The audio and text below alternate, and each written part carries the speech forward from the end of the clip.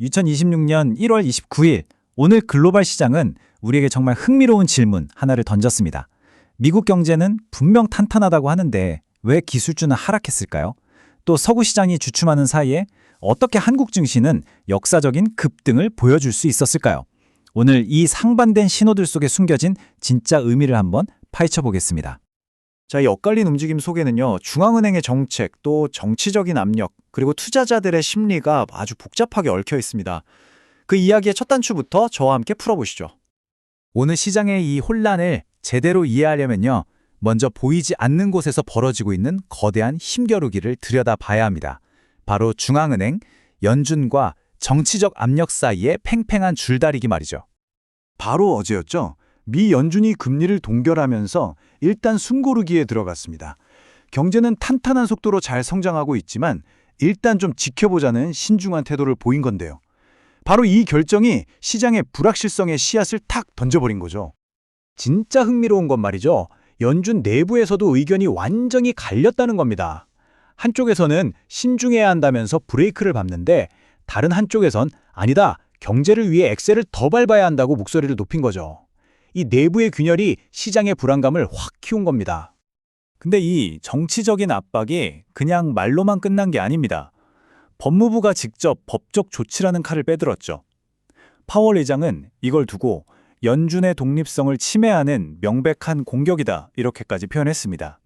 자, 그럼 이런 거시적인 배경이 실제 시장에서는 과연 어떻게 나타났을까요?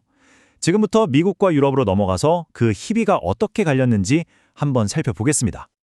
이 그래프를 보시면 정말 한눈에 딱 들어오죠. 전통적인 산업주 중심의 다우지수는 소폭 올랐지만 미래 기술주 중심의 나스닥은 떨어졌습니다.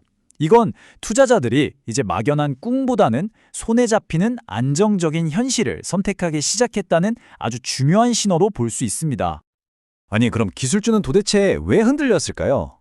이걸 설명하는 아주 재밌는 이론이 있습니다. 바로 과잉 최적화의 덫이라는 건데요. 이게 뭐냐면 AI에 대한 기대치가 정말 하늘을 찌를 듯이 높아져 버린 거예요. 비유하자면 모두가 100점 만점을 기대하고 있는데 95점짜리 성적표가 나온 거죠. 객관적으로는 훌륭한 성적이지만 기대치에 못 미치니까 실망하는 것과 똑같습니다. 마이크로소프트의 전망이 아주 살짝 기대에 못 미쳤을 뿐인데 투자자들이 바로 등을 돌려버린 겁니다. 한편 바다 건너 유럽은요, 상황이 훨씬 더 극적이었습니다.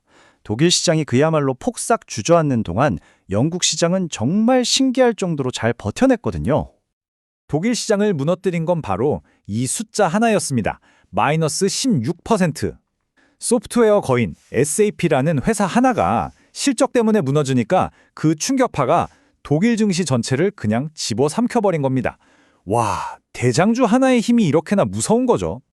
하지만 서구 시장이 이렇게 불확실성 속에서 허우적거릴 때 아시아의 분위기는 완전히 달랐습니다. 특히 대한민국에서는요, 정말이지 역사에 남을 만한 하루가 펼쳐졌습니다. 오늘 시장을 딱 한 숫자로 요약하려면 바로 이겁니다. 5221.25. 코스피 지수가 드디어 사상 처음으로 5,000선 위에서 장을 마감했습니다. 정말 역사적인 순간이죠. 그런데 이 놀라운 상승세가 단순히 반도체 실적, 이것 때문만은 아니었어요. 사실 더 깊은 곳에 진짜 이유가 있습니다. 바로 제도 개혁에 대한 기대감이죠. 오랫동안 한국 증시의 발목을 잡아왔던 그 지긋지긋한 코리아 디스카운트가 드디어 끝날 수도 있겠다. 이런 강력한 신호가 시장에 확 퍼진 겁니다. 자, 이렇게 뜨거운 열기와 차가운 냉기가 공존하는 시장. 그럼 앞으로는 어떻게 될까요? 이제 데이터에 기반한 퀀트 모델은 미래를 어떻게 보고 있는지 살짝 엿보겠습니다. 모델들을 보니까요, 한국의 이 제도개혁 모멘텀은 이제 시작이라고 보고 있네요. 단기 목표치로 5,500을 제시하고 있습니다. 미국 쪽은 어떨까요? 소위 구경제 주식으로 자금이 쏠리는 현상이 계속되면서 다우지수를 끌어올릴 걸로 보고 있습니다.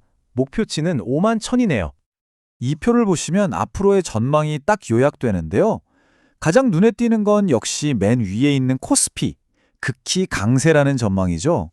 미국 시장도 전반적으로는 좋지만 기술주는 변동성이 좀 클 것 같고요. 반면에 독일은 회복이 좀 더딜 것으로 예상되네요. 자, 그럼 이 모든 분석을 종합해서 만약 우리가 전문 퀀트 투자자라면 이런 시장에서 어떤 전략을 짤 수 있을지 그들의 머릿속으로 한번 들어가 보겠습니다. 물론 이건 실제 투자 추천이 절대 아닙니다. 데이터를 가지고 이렇게 생각해 볼 수도 있겠다는 일종의 사고 실험이라는 점 꼭 기억해 주세요. 전문가의 관점을 한번 빌려보는 거죠. 핵심 전략은 크게 세 가지로 요약할 수 있습니다. 첫째, 정치 리스크가 커진 미국보다는 제도적으로 신뢰를 회복하고 있는 한국 시장에 더 지목하자는 거고요.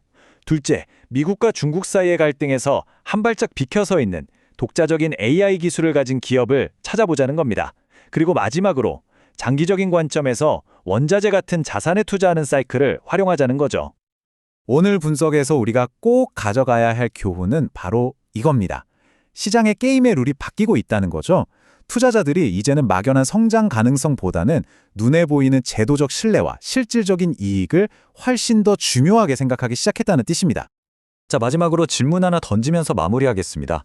중앙은행이 인플레이션이라는 거대한 적을 어느 정도 잡았다고 생각했는데 어쩌면 2026년 우리 앞에 나타난 진짜 가장 큰 리스크는 바로 정치가 아닐까요? 여러분의 생각은 어떠신가요?